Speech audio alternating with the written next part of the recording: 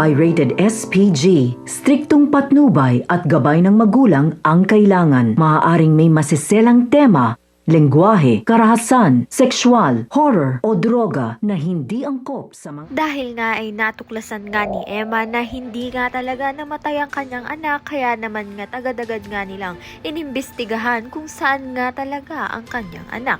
Kaya naman nga sa tulong nga nito ni Bugoy ay pinuntahan nga nila kung saan nga nakita nga noon ni Bugoy na tinago nga ang kanyang anak.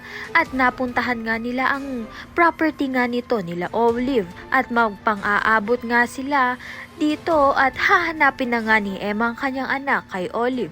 Sa kabilang banda naman nga dahil nga wala nga itong si Olive sa bahay nila, sinamantala na nga ni Mookie ang pagkakataon na puntahan nga ang pedya niya kasama nga ang kaibigan niya upang matuklasan na nga ni Mookie ang katotohanan.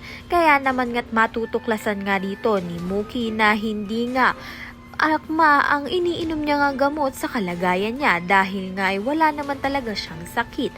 Ngunit mahahabol nga sila nito ni Olive na nagtatanong nga itong si Mookie sa pedya niya.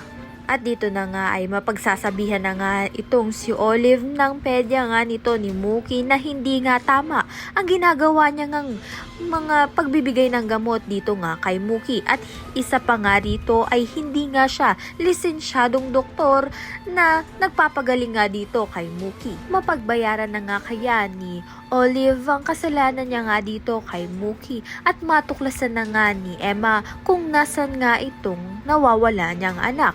Ayan at iba pa ang dapat nating pakaabangan. Maraming salamat sa iyong panonood.